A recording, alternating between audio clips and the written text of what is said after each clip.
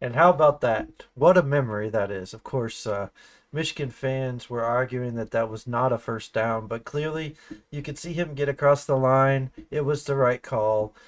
Michigan was the better team in 2016 by many statistics, but yet we pulled off the win, and that was a great win for the Buckeyes. Today, I want to talk a little bit about the upcoming game against Youngstown State. Less so about, the fact that we're playing Youngstown State, and more so about what Ohio State's doing, why OSU fans are freaking out, why they shouldn't freak out, and this, that, and the other. Of course, ESPN is giving Youngstown State a 1% chance of beating Ohio State. I don't even know that you can even say they have that chance. I will say Youngstown State played a great game against Valparaiso. Valparaiso being a team that has had a few seasons, few good seasons of basketball in the history, but not really football. Youngstown State beat Valparaiso 52-10. And it looks like they used two quarterbacks. Mitch Davidson for Youngstown State had 130 yards, one touchdown. He was 11 for 19. And then Bo Brungard was 5 for 7 for 39 yards, no touchdowns. And it looks like rushing is where Youngstown State is strongest. They had 303 yards rushing, and they used actually one, two, three, four, five, six, seven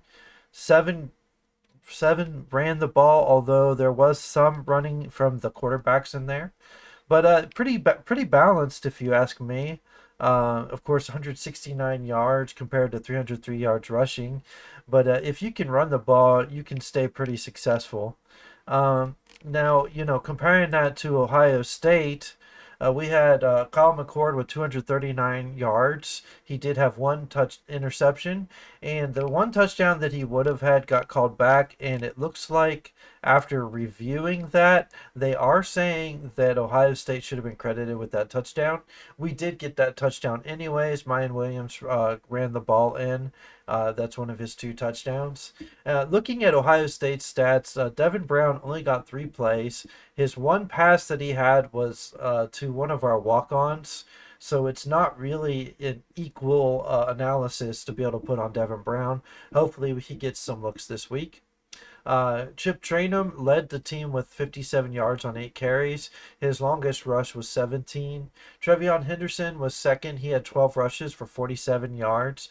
Neither of those two got touchdowns, but they did look like our most consistent. Mayan Williams had 7 carries for 25 yards with 2 touchdowns. And then from there, we really didn't get our other players in much. I believe Dallin Hayden was in briefly, but he did not get any touches. So, looking over, of course, Cade Stover was our leading receiver. Julian Fleming, our second, with 58 yards on 6 catches. Marvin Harrison Jr. and Emeka Egbuka only combined for 5 catches. Harrison Jr. had 18 yards and Emeka Egbuka 16. Carnell Tate had 1 reception for 15 yards. And, of course, we used our running backs and our other tight end, Gee Scott, as well. So here's the thing, Buckeyes. I know a lot of you are concerned.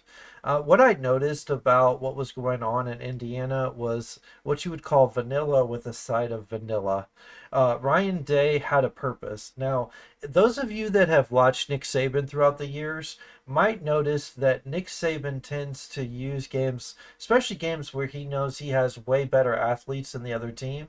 He'll use games to practice certain things that he wants to do later on in the season. And from my analysis, from what I'm watching Ryan Day do, Ryan Day was doing exactly that against Indiana. We were practicing some things that he feels we're potentially going to be good at, but not good at yet. So he decided to do that. And one of the evidences that I see for that is the fact that our scripted drive, which is our first drive, we went straight down the field for a touchdown easily. Those are the plays that they spend all practice week for Indiana working on. Those are the plays they have down best. And as each game progresses, they're going to get more and more of the playbook under their belt. So those plays, when we go back to them, we should have them down and refined. So when you look at the offensive line, a lot of people say that they expected the two Joneses to perform at a high level. It did seem like at times that they didn't even really care what was going on. They did have some good blocks. Our pass blocking was better than our run blocking, which most teams that's strange, but for some reason Ryan Day teams it's not. So I'm not really too concerned. Whiffing on some blocks is a much different problem than getting pushed backwards. So as we prepare for Youngstown State, I do expect to see us working on some of the power run game again, but it should be easier for Kyle McCord to get some throws in. And even though you can't really tell much from a game like this where your athletes are just far superior to the other teams, what you can look for is you can watch the line and see that they're being more disciplined and doing exactly what they're supposed to. And you can watch to see if Kyle McCord actually looks for our top receivers instead of checking straight down to our second and third options. Because Kyle McCord lived off of the second, third, fourth options all game long. So it's very curious to see what he does. And this is a great game to get Devin Brown in. So hopefully we do get that. One thing I wanted to point out, preparing for Youngstown State, that I noticed, it looks like Youngstown State is mainly a rushing team. And as you saw last week, our defense did not allow Indiana to rush on us. And yeah, you may say, well, that's just Indiana. But Indiana still has Big Ten athletes. While they're not the best group of athletes in the conference, they're still Big Ten level, which Youngstown State would kill to have. I don't mean that literally, but Youngstown State would love to have the athletes that even the worst Big Ten team has. They just don't. Ohio State was number one in yards given up last week. It's been a while since we've seen that out of Ohio State. And again, the same comments about it being Indiana. Well, that's also compared to the Tennessee States, the Middle Tennessee States, teams like that of the world, the navies of the world. When you compare, no one else gave up only 153 yards last week. We were number one. And you can say, well, we should still wait and see. And so, no, I'm not going to declare our defense completely solved, but I will declare that our defense played best in week one. And if it keeps playing like that and growing, we just might be one of the best defenses in the country this year. And, of course, Alabama and Georgia will be up there because they have a lot of talent on defense. But we have a good chance at also being up there this year. So let's keep an eye on that. But yeah, when you compare, it looks like mainly what we're going to see is the running game out of Youngstown State. And Tyson King was their leading rusher last week. He had 2 touchdowns. He did have a long run for 62 yards. So Deshaun Watley for 59 yards was probably a little more consistent in the sense of, between the hashes, even though Tyson King had the longest run. But, it looks like they have some good running backs on their squad. So that's really the main challenge, is stopping their running game. I expect to see Ohio State possibly aim for a shutout this time. I do not think that they're going to have much success passing the ball on us. Bryce Oliver was their leading receiver. He had 65 yards, so they didn't have anyone even close to 100 yards. And again, Mitch Davidson only threw for 130 yards, and that's on Valparaiso's defense. So I don't think that our cornerbacks are going to be quite as challenged this week. I think next week we'll at least show a little bit more as far as that goes. But Ohio State is likely to work on the ground and pound a little bit. One thing that I would like to see Ohio State not do, and if you know who Kirk Barton is, obviously he used to play on the offensive line for Ohio State back in 2006, I think 2005 too. But he was on the team that went to the national championship. I think he graduated after the 2006 season. I know we went back in 2007, but he was talking about how our offensive line, the way we bunched everything, they were like trying to run through a phone booth. And those are Kirk Barton's words. And if you go back and review the game, you'll see that what they did, like when they put in 3 tight ends, they put everybody in the middle of the field, and they still tried to run up the gut. Now, Trevion Henderson is known for his speed. If we could have put some plays where the wide receivers blocked, we could have bounced it out and had open field for Trevion Henderson. But instead, we was running right at where everybody on the team was. And I don't know why we were doing that. You can call it first game jitters. You can call it what you want. But this is exactly why I think Ryan Day was working on something. And it was something that we didn't perform quite as well once we got off script. So, number one, when we go into tomorrow's game, let's see if again the script is performed perfectly, just like last week. Because when the script was in place for that first drive, because every team scripts their first drive, it worked perfectly. We went straight down the field, power blocking. Everything looked crisp except for maybe like one play. And we got a touchdown. Okay, but what we want to see is after the script, after the first drive, can we execute? Can our offensive line adjust to what they did wrong last week? Sure, we should be able to block this team even with our backups, but will our offensive line be in the right place? Will Justin Fry make the adjustments? I have no doubt that he will, but I don't expect us to see air raid. I don't think they're going to air raid it because even though we've got the tools, we're working on our running game. Ryan Day has a very specific thing he wants us to get better at before we play Michigan. He's preparing for Michigan. And that is what happened last week.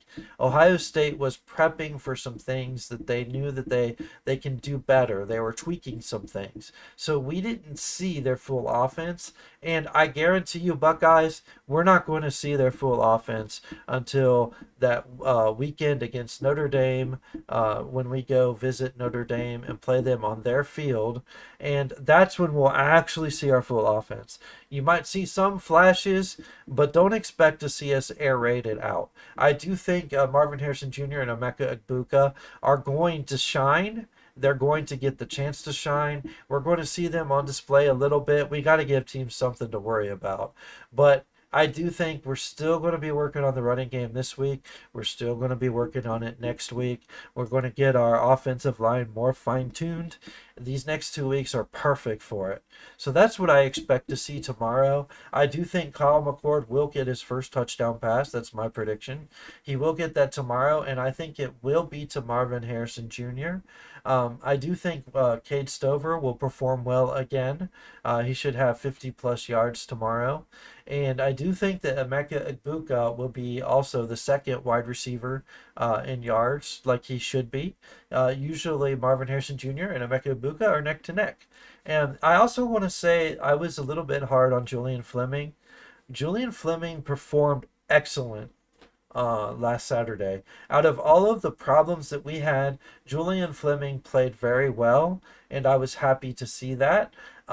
If he continues to do that, we may have a third, fourth, and fifth option at wide receiver, and wouldn't that be an embarrassment of riches? Wouldn't that be great to be able to rotate those guys in? I especially want to see Ballard on Saturday. I hope he gets a little bit of playing time. I would love to see what he can do, but obviously the coaching staff knows what their plan is. We did drop 2 spots in ranking. If I were you, Buckeyes, I wouldn't even worry about it.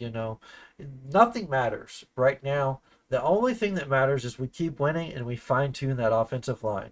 We have to fine-tune the offensive line. It's very important. Okay, so that's all that matters right now. But we dropped 2 spots. We're number 5. But once, if we can get past Notre Dame, that ranking will probably shoot a little bit up again. I don't know. It depends. I mean, somebody has to lose probably for us to move up. But as long as we keep winning, I mean, you have Penn State and you have Michigan. Both of those teams we play, that's going to work itself out. Alabama and Georgia are above us. They could potentially play in the SEC championship game. If not, one of them has to lose if they don't make it. So regardless, it's going to work itself out. So I wouldn't worry too much about that. I also want to give a shout out Florida State. They look great. Hey, Florida State fans, I know you're excited right now. the ACC looks like something that you could win this year if they keep their heads in the game. Of course, Miami and Clemson both want to have something to say about that. I wouldn't jump too much on the anti-Clemson train just because they lost. It was the first game of the season. I anticipate they'll get better. They did last year. They will this year too. But yeah, so everybody looking forward to the game tomorrow. It's at noon. It'll be the first game in the Horseshoe, opening day, and in the Horseshoe is always a big game. Ohio State will be amped. I'm sure they'll play with a little bit of fire to start. Once it's a blowout, they'll probably kind of calm down and ease up a little bit. But you know, that's how it goes when you play teams like this. Youngstown State. Speaking of Youngstown State, Jim Tressel's going to be at the game in the box, so that'll be neat to see him. I'm sure he has a special sweater vest planned for the Buckeyes. Shout out to Jim Tressel. We at Buckeye Nation still love you, regardless of what happened. Thank you for everything you did for us, Jim Tressel. And yeah, so I'm looking forward to the game tomorrow. Tomorrow's going to be a great day of college football. Texas versus Alabama is tomorrow night. That should be a really good game. I'm also going to be paying close attention on one of my TVs, Notre Dame, North Carolina State. North Carolina State has a pretty good defense. So sorry about my dog there. But they have a pretty good defense, so we'll see how that lines up with Sam Hartman. Anyways, thanks for tuning in. This is the Carmen Buckeye, and you have yourself a great weekend.